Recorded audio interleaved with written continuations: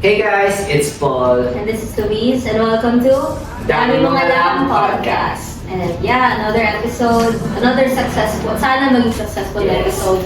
The past 3 episodes has been very insightful, and we got to meet a lot of students from Letran na may iba-ibang knowledge regarding civilization.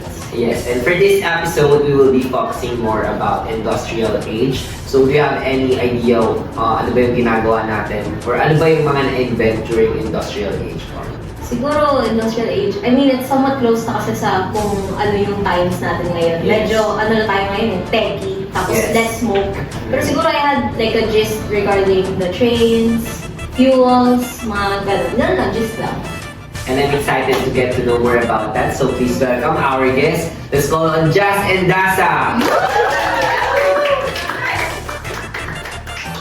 Yeah, so Jazz and Daza, welcome to our Munting podcast. And I'm really happy to see you guys here with us. They're actually one of my closest friends. Yes. They're legal management students din, ka-block namin natin Yes. actually. And kilala sila bilang mga sweet girl. Very quiet, tapos mahiyain. So, to start lang muna, how are you feeling today, Jazz? Medyo parang, syempre masaya kasi syempre closest friend ko to si Louie, so we're in the same page ngayon. So, yun, medyo excited ako kasi makakausap ko sila ngayon and ma-share namin yung knowledge namin related to industrial civilization. Yes, thank you, Jazz. Kasi- We're looking forward. Mukhang marami mong sabi to. O, ikaw, Ako Jazz. pa rin excited kasi first time kong mag-guest sa isang podcast. Grabe naman. It's an honor po. It's an honor. Ako yung first time So, kamusta ko na yung dalawang guests? Ikaw, kasi sa past episodes, di tayo nagkakamustahan eh. How about you? Ako, actually, hindi ako nakatulog kagabi. Okay. Wala, I'm looking forward for this day. Kasi Wow. syempre, patapos na to eh. Gusto ko na matapos to, guys. Same actually. So yeah, we can start na siguro regarding may icebreaker naman na. And kung hindi naman kayo kinakabahan and confident sila. Oo. Hindi naman ako kinakabahan. Kami lang. So, I just wanna ask, ano yung parang knowledge nyo regarding the industrial age? So, industrial age is started from late 18th century. So, dito nag-start yung mga power machinery that leads into urbanization. And yung economic growth din naging mabilis kasi naging mabilis yung pagpaprocess ng mass production and everything. And that improved dito yung mga machineries, which is nakatulong sa pagpuproduce ng goods and yung sa mga trading systems natin.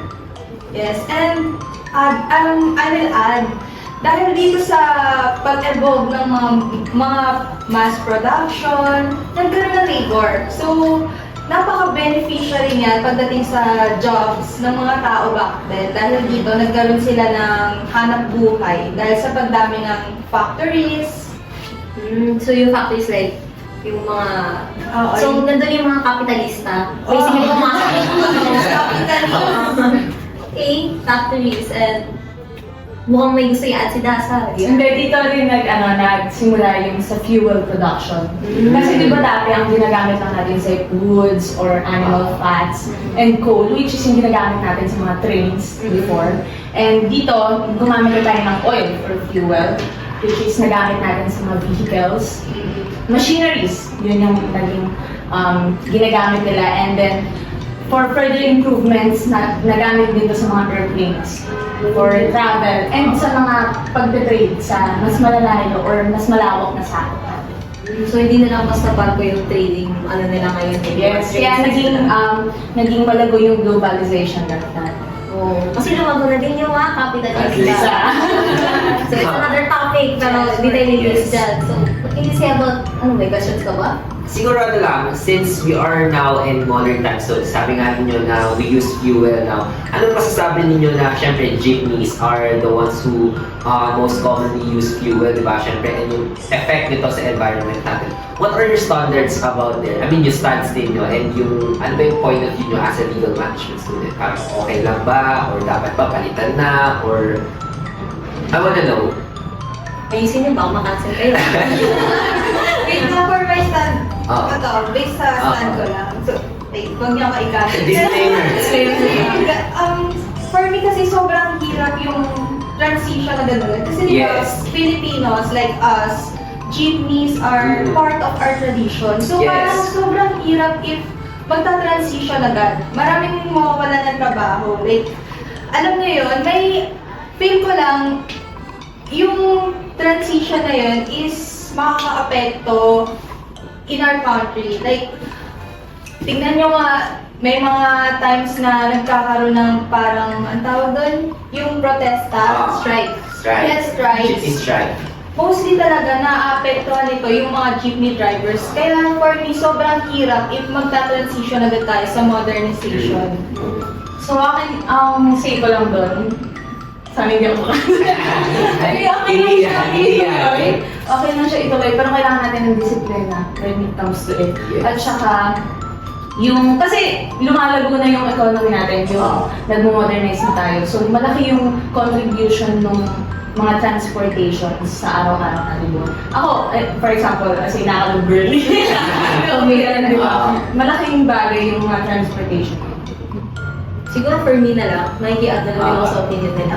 Actually, kasi yung fuel, it's one of the most essential things talaga in terms of our community. Sa Preparation, yes. However, may mga alternatives naman na, like electric. Yes. So, kasi pag kuha ka pa rin tayo ng kuha ng fuel, nasisira talaga yung ano natin yung kalikasan natin. But I will agree na siguro pwedeng mag-shift sa electric rather kaysa sa fuel. Pero yung pag-shift siguro, dapat siguro yung gobyerno medyo lenient sila sa mga mga jeepney drivers They should consider them kasi hindi lahat kayang mag-keep up sa ganun. Siguro make it more, like, makatao man lang. Kasi, yun nga, fuel is not good in terms of nature talaga. Pero economically wise, isip kapitalista. Yes. Ano talaga siya, malaking tulong talaga siya. Yung stand ko lang yun. So, if ever na-cancel ako, my name is Loish Gab sa IG. That's siguro, and there's something na parang, not really negative, pero meron siyang impact. Siguro, let's go to the positive side. I heard na parang during industrial age, meron din parang inventions of telephones for communications, di ba? So, can you tell us about that? So, kilala nyo ba si Alexander Graham Bell? Siya yung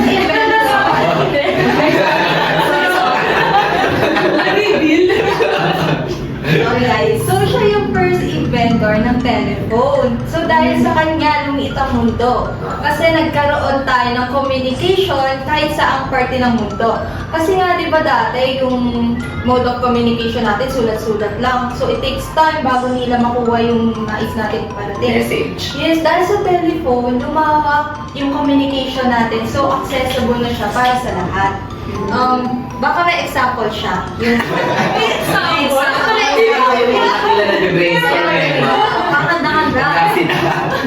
Kasi di ba, ay, add ko lang dito, syempre, mas naging madali yung connection ng mga states. So, syempre, nag-improve yung connection sa trade and communication ng mga leaders sa iba't ibang bansa communication. Example, hindi din ako na Oo! Danas na to eh. Feeling ko, may katawagan ka sa Okay. Sabi mo na di ba? Reveal. And then, for example, I have this friend sa Hong Kong. Wow! Yan na kaya. International Kasi di ba friend. ganun? Ang layo, pero dahil sa telephone and sa improvement, kasi doon din nagsimula yun, mas nagiging madali yung connection kahit malayo yung gusto mong makausap. Oh, I see. So, ano talaga yung industrial, no? Parang isa sa mga nagpaliit tsaka nagpa-easy Yes. talaga sa ano natin. Mas convenient siya ngayon. Mas inconvenient yung times natin because of the industrial age. So, to make it, parang medyo easy lang siguro yung natin, yung parang vibes natin. I just wanna ask something. Your personal, you mentioned that you had a friend in Hong Kong actually. Can you tell me more about that? Grabe naman, nagulat ka naman. As in, Hindi, my friend, dati ko lang siyang classmate and then we reconnected like a month ago. So, constant communication lang through social media na nagsimula sa telephone, di ba? Very connected siya sa industrial age. How about you?